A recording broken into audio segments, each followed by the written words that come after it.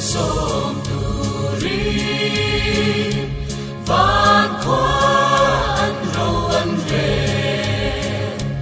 Eden công khar an hong lê ta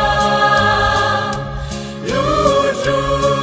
Zion khoa var ta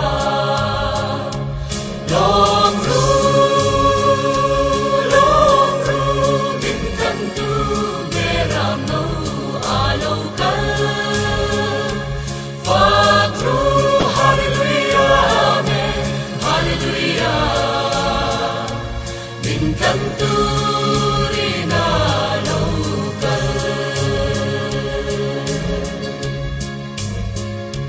san ramoy ri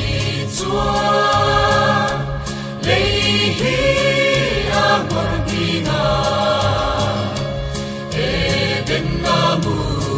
hiran thota Koi ge chudar si chuan di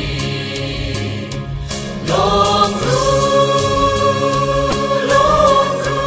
din kan tu meram no alo kal Fatru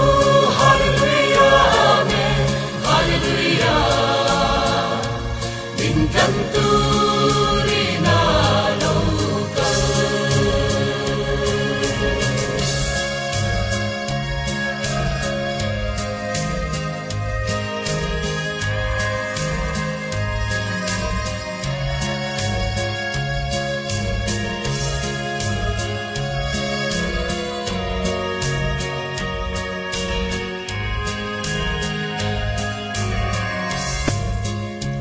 Lalberte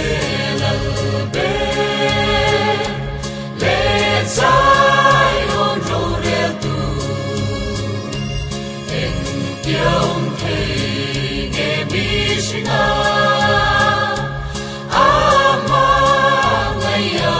vamaken ve long ru din kan tu meram no alo kal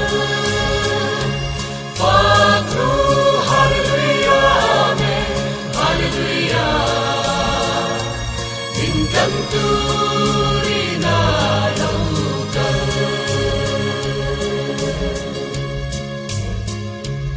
afak na non ru vani pui serafte